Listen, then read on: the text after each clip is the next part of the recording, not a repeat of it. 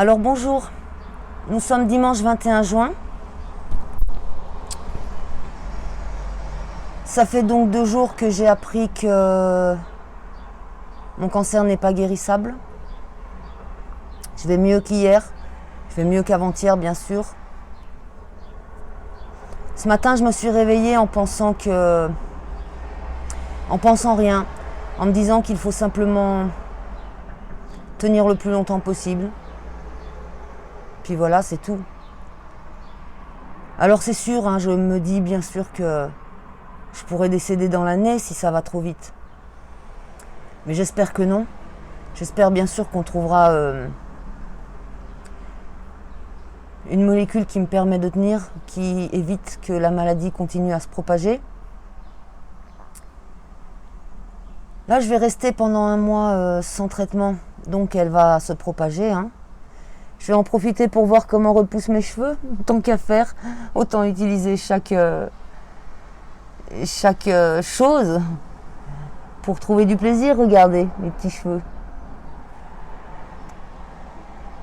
Vous pouvez savoir quand est-ce que je me suis rasée la dernière fois, puisque je vais le mettre en ligne. Les petits cheveux, mais derrière il n'y en a pas. Alors, je voulais dire une petite chose, ça ne me concerne que moi bien sûr. Chacun fait ce qu'il veut. Quand on est sous chimio, on nous dit qu'il ne faut pas se mettre au soleil. Sauf que moi j'habite dans une région où le soleil c'est plutôt l'été, printemps-été, mais surtout l'été. Et j'en ai besoin. Moi j'ai besoin de soleil. Alors quand il fait soleil, je me mets sur mon balcon et je profite. Je me mets le crâne nu et je me mets un peu au soleil, pas trop longtemps, parce que je ressens qu'il me le faut. Quand je me réveille, comme là, je sens que j'ai besoin de me mettre au soleil. Donc je le fais. Je me prends un café, un thé, une tisane et je me mets dehors. Après, chacun fait comme il le sent. Je sais qu'il ne faut pas le faire trop par contre. C'est pas le moment d'aller choper un coup de soleil sur le crâne, hein. Mais moi j'en ai besoin. Alors aujourd'hui, je me sens plus forte qu'il y a 2 jours, bien sûr. Je vais pas baisser les bras. Je vais pas me laisser aller. Tant que, en tout cas, ma santé me le permet. Parce que c'est facile de parler quand on va bien, hein. Quand on va mal, c'est une autre histoire. Donc là, ça va. Alors, je vais essayer d'être active, de bien m'occuper de la chaîne tant que je peux pour mettre en ligne, enfin monter déjà mes vidéos et puis mettre en ligne ensuite. Pardonnez-moi si je bouge beaucoup. Comme vous le savez, j'ai donc une tumeur au niveau du col de l'utérus, ce qui fait que elle appuie, vu qu'elle est très grosse, elle appuie sur le rectum et donc c'est difficile de tenir assise bien longtemps. Alors je bouge. Des fois je m'avance devant la caméra, etc. J'en suis désolée, j'ai pas trop le choix. Je le fais même pas exprès, je m'en rends même pas compte. Bref, je vais continuer les vidéos autant que je pourrai. C'est même certainement ça qui m'aidera à tenir. Et puis j'ai demandé à mes enfants que si je venais à décéder, qu'ils vous préviennent, qu'ils mettent une vidéo pour vous l'annoncer, puis voilà. Mais c'est pas pour demain. C'est vraiment pas pour demain. Je vais essayer de faire, je vais faire tout ce que je pourrais pour que ça dure des années, hein. Même si ça paraît difficile à croire, il faut que je vive. Bon. Je vais peut-être refilmer dans la journée, peut-être pas. En tout cas, c'est sûr, je vais faire des montages aujourd'hui, je vais essayer. Et puis voilà. Bonne journée à tous. Accrochez-vous. Alors bonjour. Nous sommes dimanche 21 juin. Ça fait 2 jours que j'ai appris que mon cancer n'était pas soignable.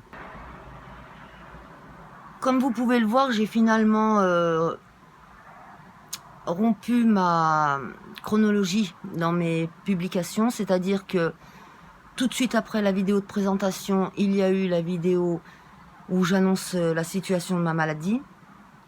C'est donc un fait qui s'est passé bien plus tard dans tout ce que j'ai filmé, mais qui apparaîtra en épisode numéro 2, parce que finalement j'ai décidé qu'il valait mieux la mettre tout de suite, pour la simple raison que si je venais à décéder dans l'année rapidement ou que sais-je,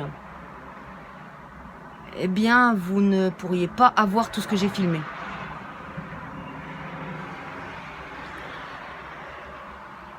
C'est très embêtant.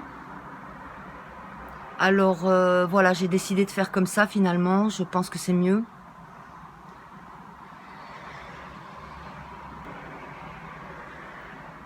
Vous allez donc voir tout de suite derrière ce petit passage, eh bien, la vidéo que j'ai enregistrée ce matin au réveil.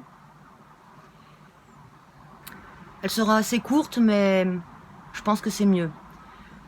Ensuite, nous reprendrons la chronologie des événements. Donc nous aurons épisode 1, la présentation de la chaîne. Épisode 2, l'annonce de la situation de ma maladie. Épisode 3, aujourd'hui, ma prise de décision. Et à partir de l'épisode 4, on reviendra à la chronologie des faits, c'est-à-dire je publierai les vidéos par rapport au moment où je les ai filmées, en fonction des dates où je les ai filmées.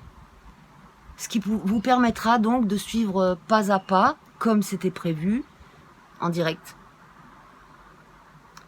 Pas en direct immédiat bien sûr, mais en direct quand même, en fonction des événements.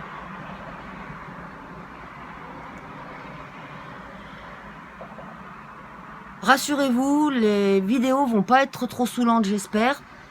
Je vais faire en sorte de les rendre animées en ayant pas mal d'images. Je vais essayer de les rendre de plus en plus dynamiques. Hier soir, mon neveu m'a annoncé qu'il veut venir m'aider à faire mes montages et surtout m'apprendre à utiliser un logiciel de son parce que j'y arrive pas. Alors ça, c'est une super nouvelle. Et puis surtout, ce qui est génial, c'est que je vais pouvoir passer du temps avec lui. Je l'aime beaucoup, il est génial ce gamin. Il a 17 ans et je l'ai vu naître. J'étais avec ma sœur et mon beau-frère au moment de sa naissance, à l'accouchement. Parce que cette sœur et moi, on est très proches. Je suis assez proche de mes sœurs en général. Mais elle, c'est plus particulier parce qu'on a vécu des choses ensemble assez fortes depuis sa naissance. Même avant sa naissance, je l'attendais impatiemment. Je suis l'aînée de ma famille. Donc voilà, j'ai assisté à la naissance de mon neveu qui va aujourd'hui venir m'aider à faire mes vidéos. Enfin, à faire mes montages. Je suis très contente.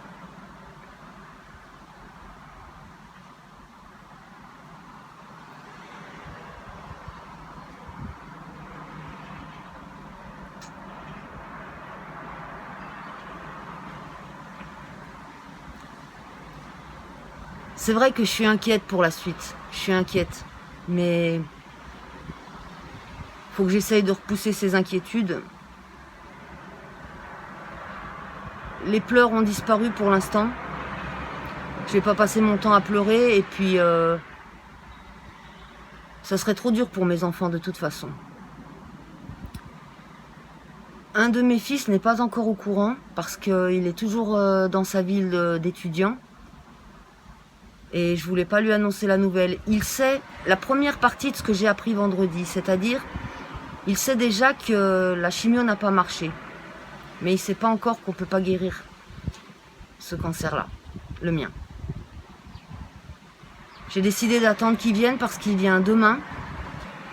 Et donc j'ai pas envie qu'il se retrouve tout seul chez lui avec cette nouvelle-là. C'est mon premier fils, c'est celui de 21 ans. Et je veux pas qu'il souffre. Donc je préfère qu'il soit auprès de moi pour la nouvelle Comme ça, je pourrais le réconforter. Et il sera pas seul avec ça dans son appart. Voilà.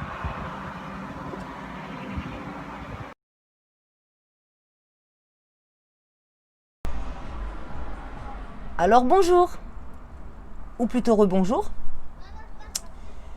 Je veux juste vous donner une petite anecdote, une petite histoire qui vient de m'arriver.